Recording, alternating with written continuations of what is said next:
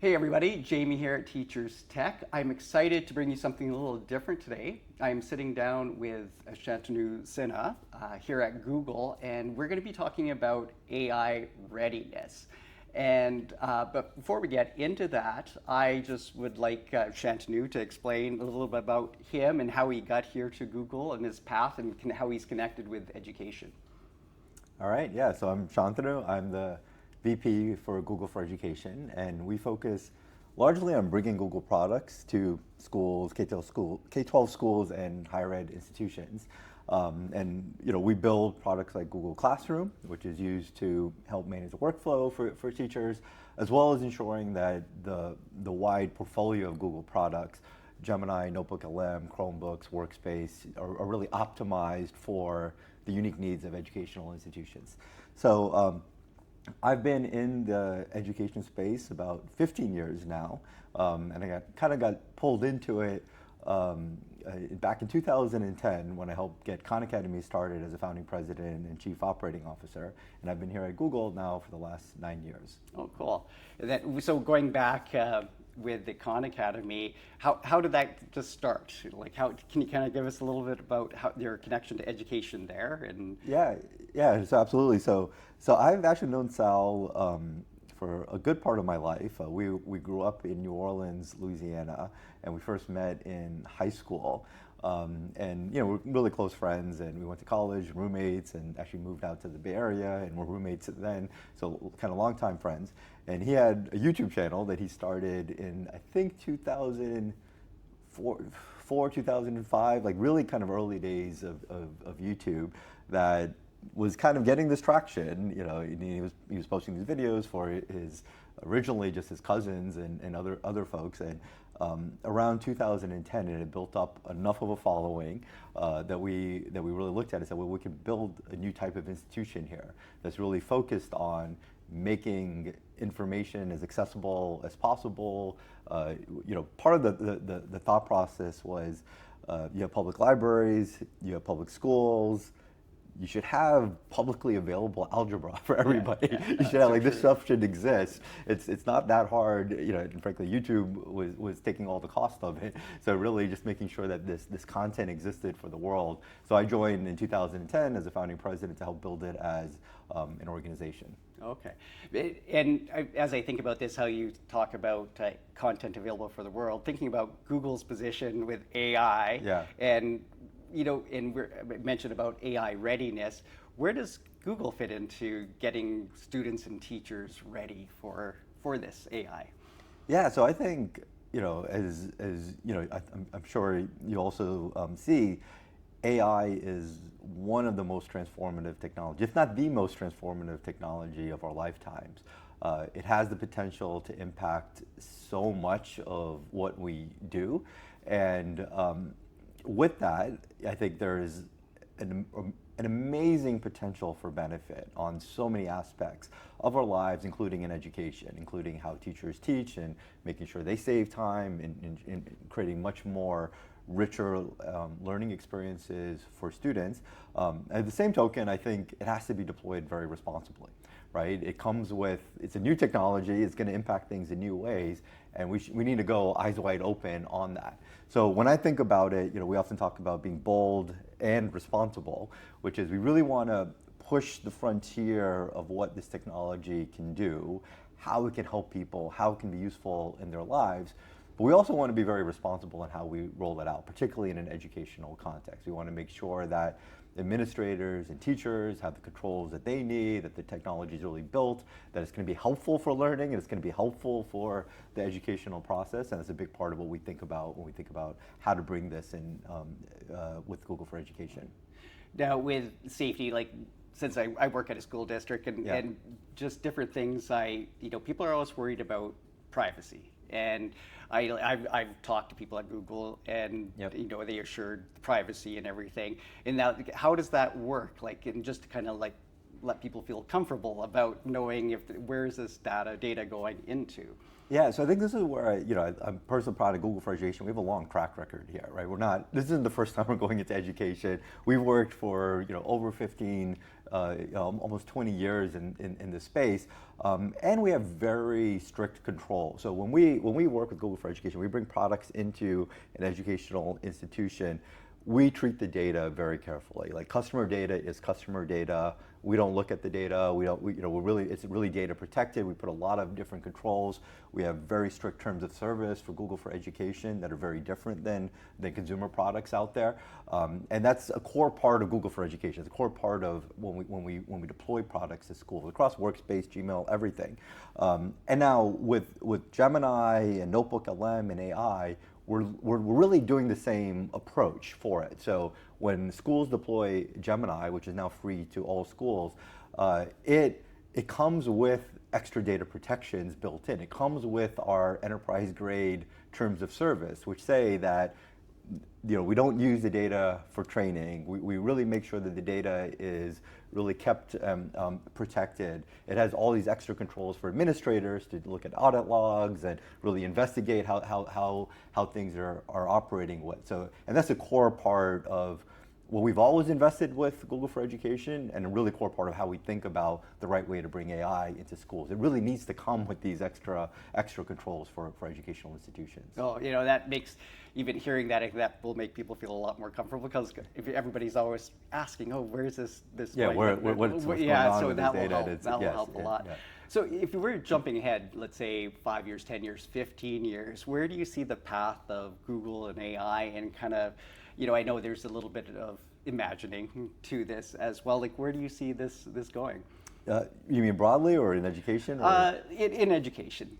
Yeah, so I think, like I was saying, it's a pretty transformative technology. And I think that means it is going to create all kinds of unexpected use cases, unexpected capabilities. And I think a big part of it, and I think even the last 10 years, 15 years that I've been working in education, I've seen how technology has been embraced by schools, and you see how it unlocks different things. And people bring Chromebooks and they use Classroom, when they start using all these educational apps that are out there, it started to really unlock new capabilities. And I think that's really going to accelerate when you go into the future. It's actually never been a more exciting time to work in education, in my view. And now, in terms of like, where do I see the types of changes, I think all the different stakeholders in education, the teachers, the students, the administrators, there's different ways that AI can really support them in new ways. So for educators, I think it does provide, we like to think we can give a teacher superpowers, right? We can help them like save their time, help them get what they want done so much faster. Because you think about, so many teachers, one of the biggest challenges that you have, as right, is like you're managing a class with so many kids, and you only have so much time, right? And anything I want to do that this kind of personal attention for this child or this child, it takes a lot of time. It takes a lot of work. Any task, like even writing an email for each individual student, that takes a lot of time.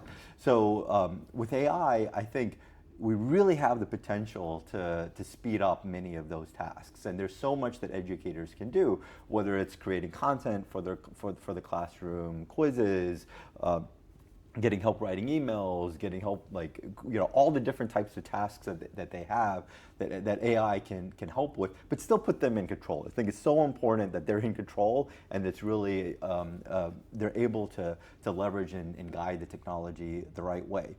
I think for students, what I'm really excited about is how it's going to really create richer, different learning and educational experiences. One of the first things that we saw even when YouTube came out is it did start to change the educational experience. Now, for the first time, you can go online and get an instructional video teaching you exactly what you want to know, and you can rewind to exact part of it. You can listen to it until you get it.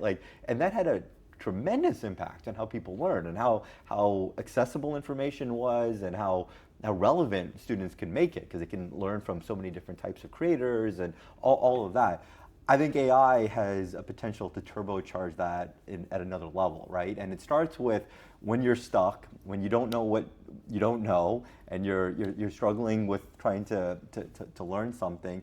now AI can learn and understand that context. It can be grounded in your exact textbook or your exact your teacher's materials that they have. It can help diagnose what you need to know, what you don't need to know, and really help you get unstuck, right? So it can kind of emulate that kind of tutoring type of experience in many ways. But I think it also can create all kinds of new, richer learning experiences for students, right? When you look at, we just launched the newest VO model yesterday. Think about video creation, image creation, the type of projects that you can do in a classroom, which, so I see what my kids are doing now, and I think, wow, we had nothing when I was growing up, because they're able to make such amazing stuff with technology and have such richer project-based experiences. So I do think it can really start to redefine what that learning experience can look like for students.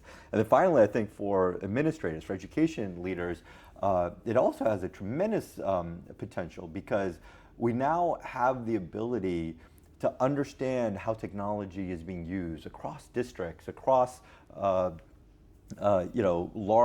kind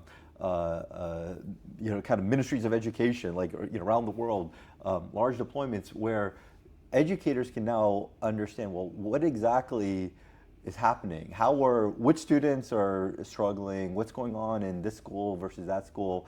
And pull out that data and leverage AI to make sense of it, to pull out the insights, to be able to understand, well, now maybe I have to do better professional development in this area because students aren't really progressing as we'd like to see in this area on the specific topic. So it really, I think, will enable and empower educational leaders with much better insights and information so they can better manage their schools and their districts. So I think across the board, it has tremendous potential. It'll impact it in different ways, in unexpected ways, but I think it's so important for people to really think about the use cases that exist and how can AI help in those different areas. Especially I think now is real time, that data analysis where, yesterday at the event they talked about the forest fires, and then it made me, if you can get that data analysis to help and jump in, help a child learn or differentiate things on the fly. Do you see tutoring with AI being something that will happen? And I know with Google they have Learn LM, and I've played around with that.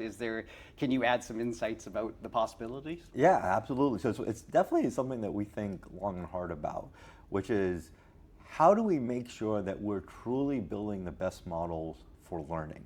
And it takes work, right? It doesn't just happen. It really is something that when you look at how you build these models, we work with experts, educational experts, educators, on trying to make sure that we can infuse it with the latest in learning science. So this has been a project that we're working on for the last couple of years around Learn LM, where we've identified a number of learning science principles. We want to make sure that our models can do things like inspire curiosity, like deepen metacognition, really drive active learning, and that we're not just hoping the models do that, but we're actually training the models to be better at that. So we've worked with a bunch of experts, we've done a bunch of research to really build some of the most pedagogically infused models. So in addition to just ensuring that they do great on academic benchmarks, which everybody looks at, so well, can it do the hardest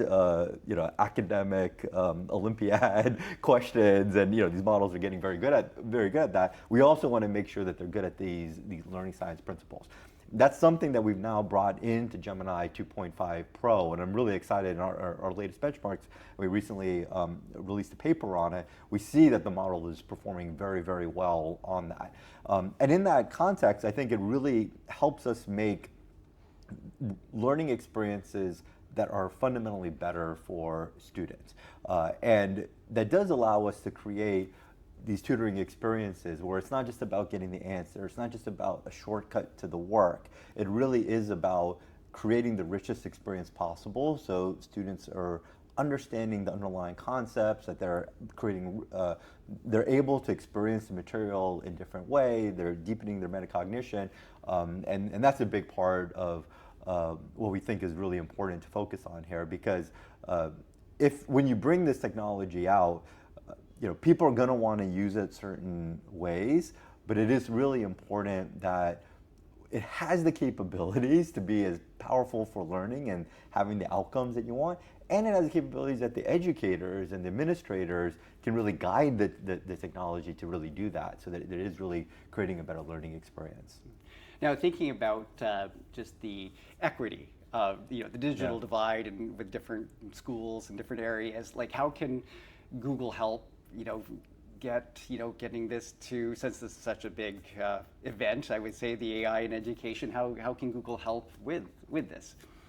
Yeah, so I think with any new technology like this, you have a couple of different trends that happen. So one is the early adopter phenomenon, which is in some cases what does happen. The first people that embrace technology are the ones that they have technology, right? They may have more means, they may be they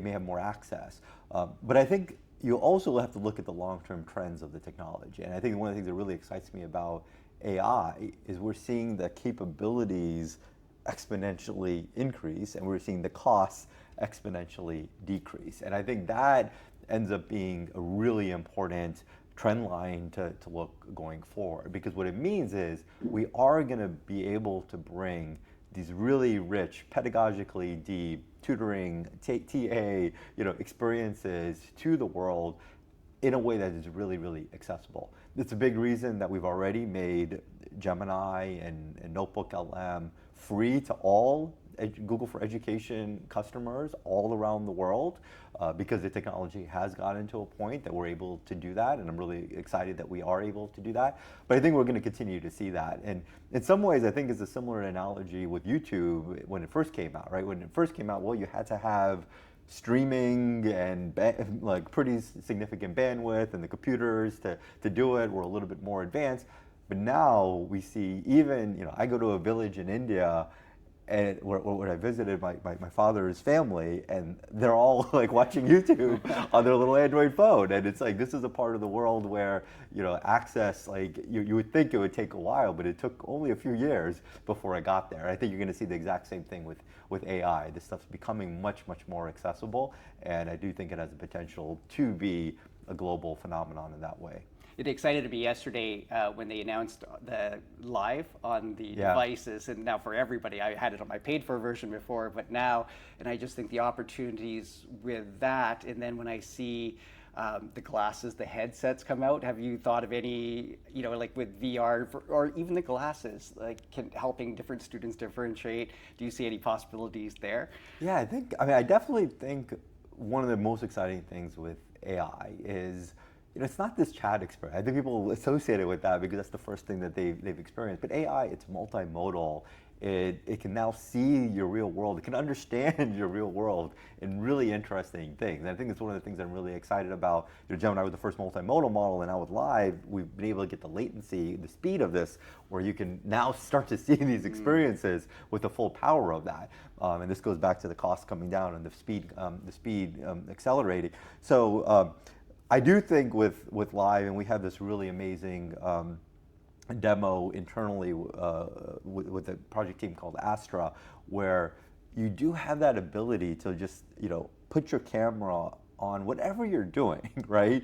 Your homework or whatnot, and it really is like somebody over your shoulder watching you, and can say, well, oh, you made a mistake on that step, and did you understand that concept? And it's a really remarkable thing. I mean, even for myself, just a couple of weeks ago, I was changing the brake lights on my wife's car, and I just pulled, back in the day, maybe I would have to do a bunch of searches, find out, look at some user manuals, and figure it out. But I literally just opened up Live and said, well, here's the car.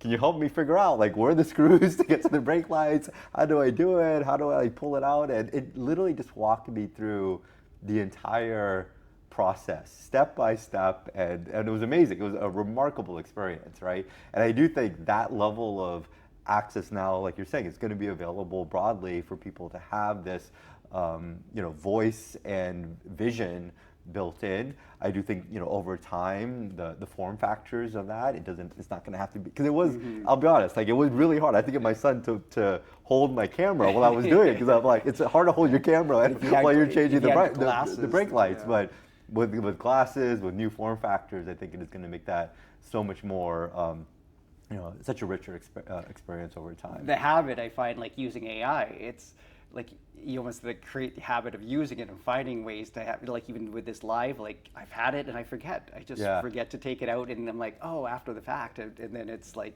you forget how much power you have in your pocket with your devices absolutely. now. When you think about students in moving forward, do you think there's certain AI skills that they would need? Like, is there something like, as I look back over the last year, people talk prompting, and a lot of times now I'm like, well, you can just ask Gemini what you're missing, right? And then have the conversation.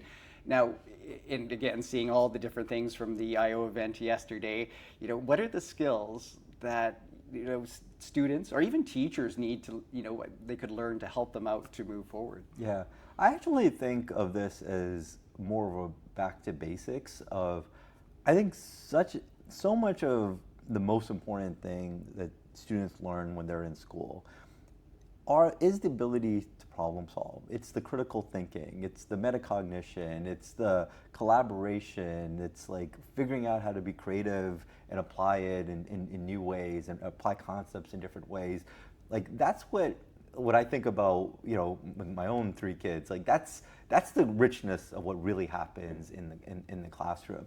And I think a big part of, as AI starts to, like you said, well, AI can do this for me, or AI can do that for me. Like, what's the skills that I need? I think we still go back to those core skills. Mm-hmm. Those skills are really, really important.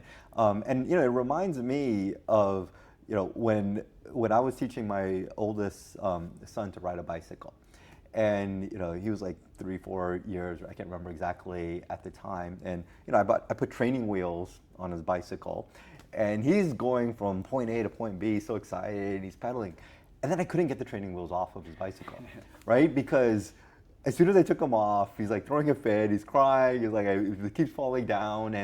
And I had a friend who was visiting me from London, and he told me, he said, the problem was you put training wheels on the bicycle. Because ultimately, riding a bicycle is not about learning how to pedal. It's about learning how to balance. And if you focus on learning how to pedal, anybody can learn that in minutes.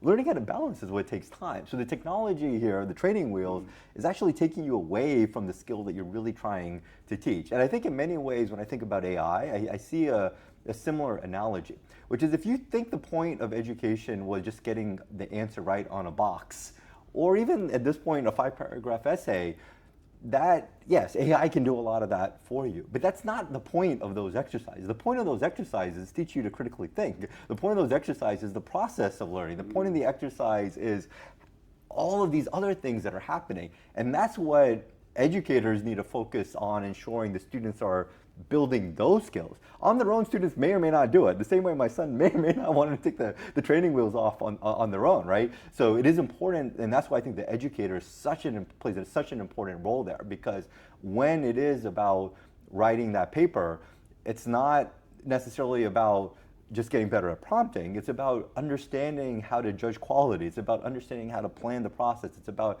having those richer conversations, those extra drafts, and that's what the education process should really be more about. So when I think about the skills for students, I still go back to the basics. We need to make sure that we're creating the citizens of the future that have the problem solving, the creativity, the collaboration, the human skills, and they're really good at it, and they're able to use this technology to apply it, because that's going to be their reality, right? Their reality is the same way we have a calculator to do anything that we want in our world. Like you want to calculate the tip sometimes, it's like, oh, let me just take out my calculator. Yeah. That's going to be their world, right? They're going to have AI that can do so much on their glasses in so many ways. But what is always going to be important is that they have to be good problem solvers for the new thing. In fact, it's more important because the world's going to be changing so fast with AI. They have to be adaptable. They have to be those critical thinkers. And I think to me, that's what education, that's what the most important skills for students really is. Yeah, that excites me to hear when you talk about the process, because that's the same thing, the curriculums are a little old. It seems like they're still thinking about a product, but then with this shift, I just see this change happening with, I want to capture the process, and and that's the valuable part. The product at the end, not so much, because when it comes to authentic learning, if students are looking to see, well, how does the business world, well, they're using AI to check this and everything. So it's the critical thinking that happens in the process there that really makes a difference. And working with other students and the teamwork, the collaboration, the empathy for others, like these are the important skills that are going to be really all critical. of it makes such powerful learning. And that's what all of us do in our real lives, right? These are the things that we really have to apply. So for teachers moving forward, is there places you can recommend to stay on top of it? Like I know Google has lots of different things. Where would you suggest to look for them? Yeah, so I think the first thing I would recommend is play around with the technology. It's moving so fast. Even what you tried a year ago, it's changed since then. So your perceptions of like what it's capable of are probably evolving so fast. And I'm constantly blown away by how it's progressing. Like a couple of weeks ago when Gemini 2.5 Pro came out with Canvas, I sat with my son who really likes to play chess, and we created this game Anti-Chess, which was actually my final project when I was at MIT like computer science student, where we had to like program an AI to program Anti-Chess, and we literally created that in 20 minutes. And it was like, it blew my mind that I could do my final project when I was a student in 20 minutes with my son.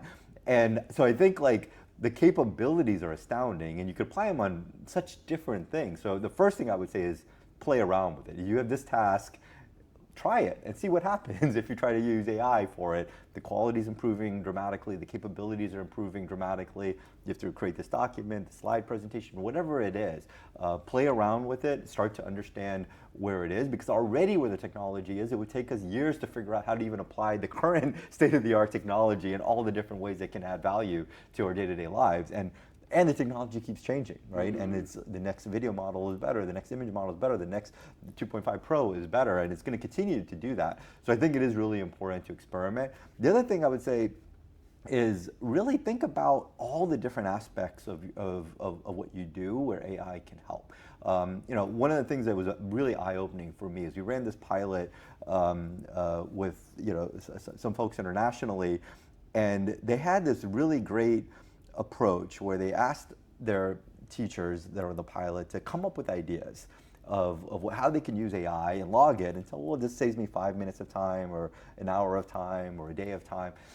And after just a few weeks, they had over 600 ideas on this list of ways that you could apply AI. And it blew my mind, because often we think about it and say, well, these are the things you have to do. You have to help with lesson planning and writing an assessment or releveling text or translating, and we're making it much, much easier with with Gemini and Classroom for teachers to do all of those like common use cases. But what it opened my eyes to was there's so much more that AI can do. And in your individual life, there's probably some application that's unique to you or unique to what you're trying to get done. And really think about how AI, what are the 500 different use cases that could exist in your school that are unique to your school, because it is possible that the technology now can help with a lot more than you think it can. That's what I enjoy about using Gemini. I know there's other products out there that kind of fine tune to the school, but I like with Gemini, when I'm showing teachers to learn it, well, apply this outside of school. Like, just don't think about it in your classroom, but what are all the different ways? And I think as they practice that, then they just understand the possibilities. You're not just focused on this one angle of it. On that. Well, I really appreciate you sitting down with me talking about AI. This is a topic I really like to talk about, and it's great to hear kind of the future and your optimistic vibe of it and everything. But so thank you for taking the time, and I really appreciate it. Great to be here. Really glad to be able to do this. Thank you. All right.